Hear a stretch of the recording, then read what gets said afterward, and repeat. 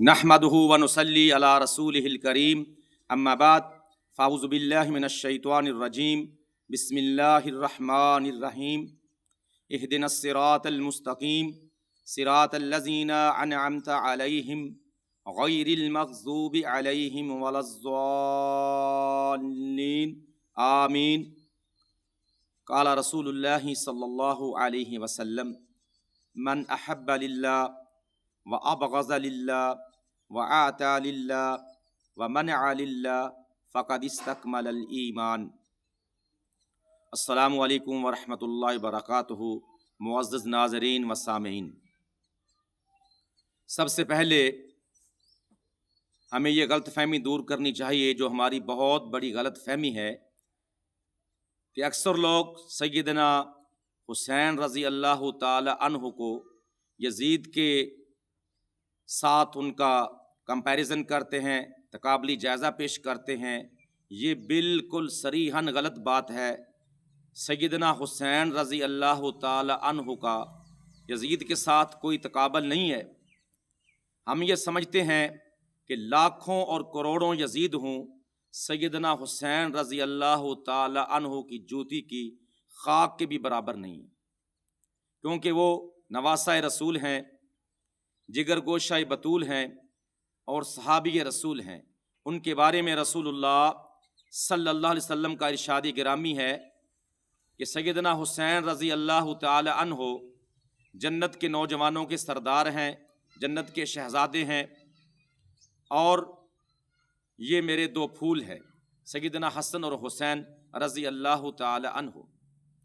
तो उनका यज़ीद के साथ कोई कंपैरिजन, कोई तकाबली जायज़ा बनता ही नहीं है। और दूसरी बात, सैयदना हुसैन रज़ी अल्लाह ताला अन्हु के कत्ल में, उनकी शहादत में जो लोग मुलव्वस हैं, जो इसके बारे में खामोश हैं और जो इसके बारे में खुश हैं, जितने भी लोग हैं, जितने भी अफराद हैं, उन सब के ऊपर अल्लाह ताला की लाखों और करोड़ों लानतें हों।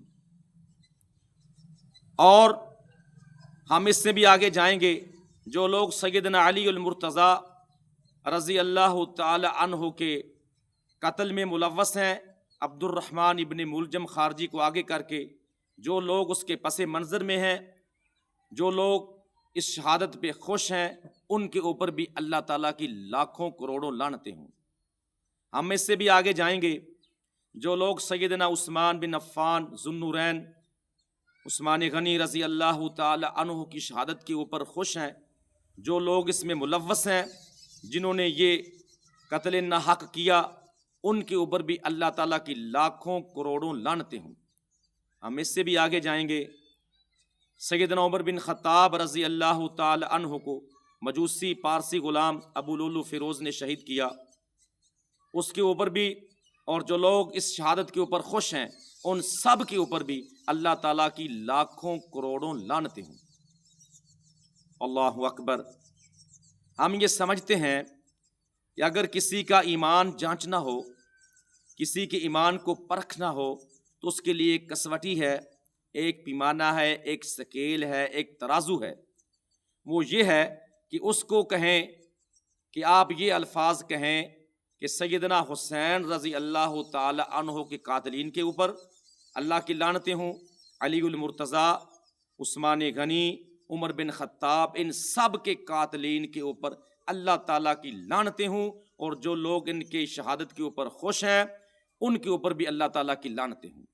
अगर वो सैयदना हुसैन पे आके रुक जाए, आगे अल्फाज ना कहें, वो समझ लें सहाबा का गुस्ताख है, अल्लाह के रसूल के साथियों की इज्जत व तौकीर नहीं करता है, उनकी तहकीर करता है। क्योंकि हम मुसलमानों का ये अकीदा है, हमारे सलफ़ का ये अकीदा है कि सहाबा इकराम रिज़वानुल्लाह अलैहिम अजमाइन भी वाजिबुल एहतराम है, क्योंकि उन्होंने इस्लाम की सरबुलंदी के लिए रसूलुल्लाह की मोहब्बत में अपनी जान और अपने माल की कुर्बानियाँ पेश की हैं। और अहले बैत की भी इस्लाम में बहुत सी खिदमात हैं। अगर वो अहले बैत पे आके रुक जाए और सहाबा के कातिलीन के ऊपर लानत ना भेजे, या वो ऐसा शख्स जो सहाबा के कातिलीन के ऊपर लानत तो भेजे लेकिन अहले बैत के ऊपर आके रुक जाए, دونوں افراد ہی ایکسٹریم رویہ اپنائے ہوئے ہیں اور دونوں افراد ہی راہ ہدایت سے دور ہیں۔ تو یہ ایمان کو جانچنے کا اور پرکھنے کا، اور صحابہ اکرام رضوان اللہ علیہ مجمعین کی اور اہل بیت اطہار کی محبت کو پرکھنے کا ایک سادہ سا میں آپ کو فارمولہ بتا رہا ہوں۔ اللہ اکبر۔ سب صحابہ کا احترام ہے، سیدنا علی المرتضیٰ، سیدنا امیر معاویہ رضی اللہ تعالی عنہ، سیدنا عثمان بن عفان ذو النورین رضی اللہ تعالی عنہ، سیدنا عمر بن خطاب، سیدنا ابو بکر صدیق خلیفۃ الرسول، پہلے خلیفہ امیر المومنین، سیدنا ابو بکر صدیق افضل البشر بعد الانبیاء بالتحقیق۔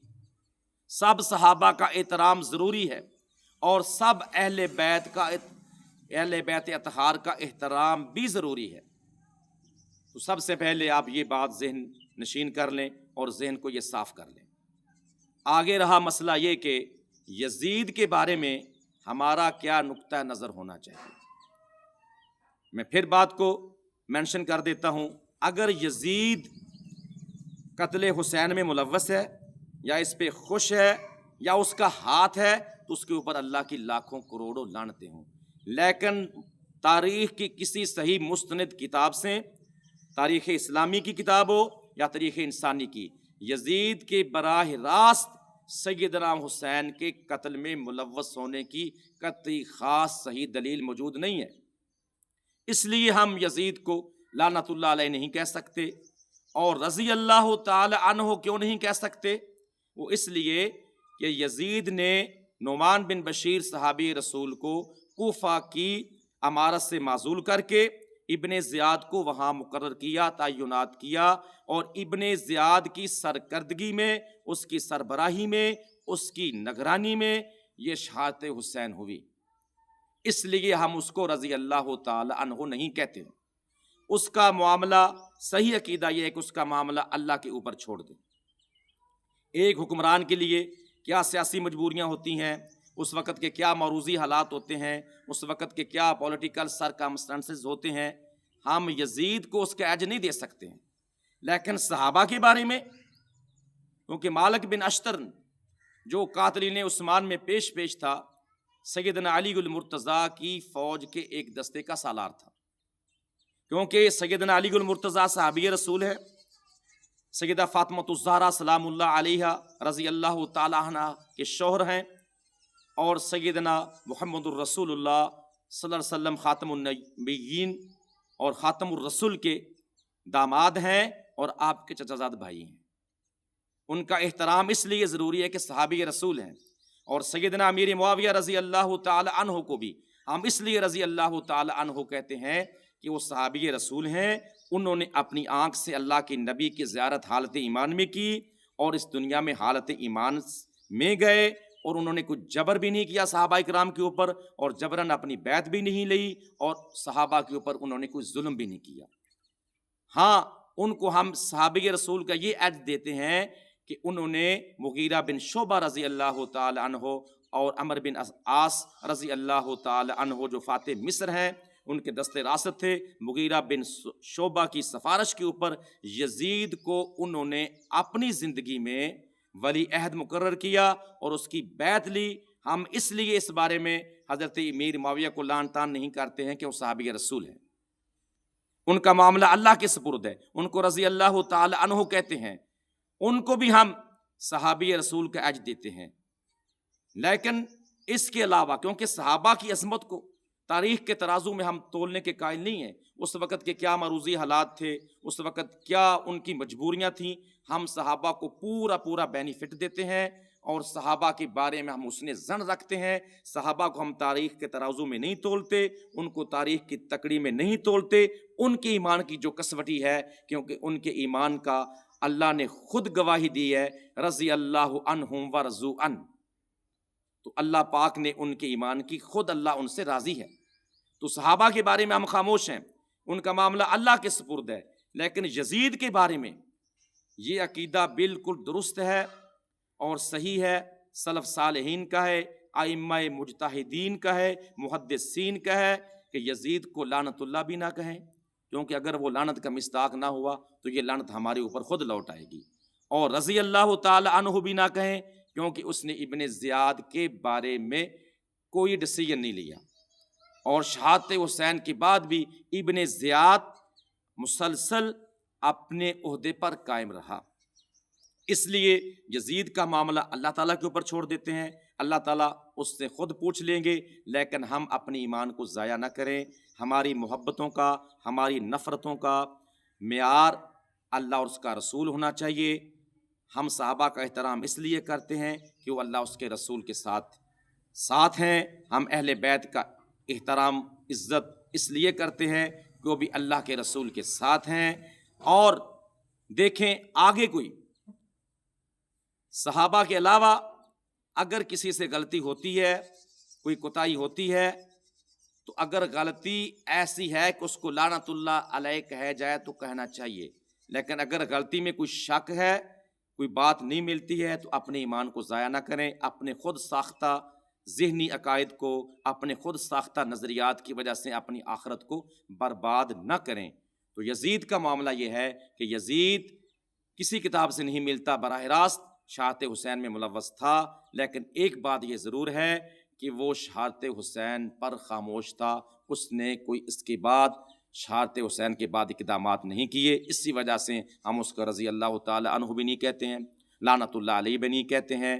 تو میرے بھائیوں، لیکن سیدنا امیر معاویہ رضی اللہ تعالی عنہ، سیدنا علی المرتضیٰ، سیدنا عثمان بن عفان کے اوپر کوئی کمپرومائز نہیں ہے، کیونکہ صحابہ کا ایمان اللہ نے خود جانچ لیا ہے، اللہ نے ان کو جنت کے سرٹیفکیٹ عطا کر دیے ہیں۔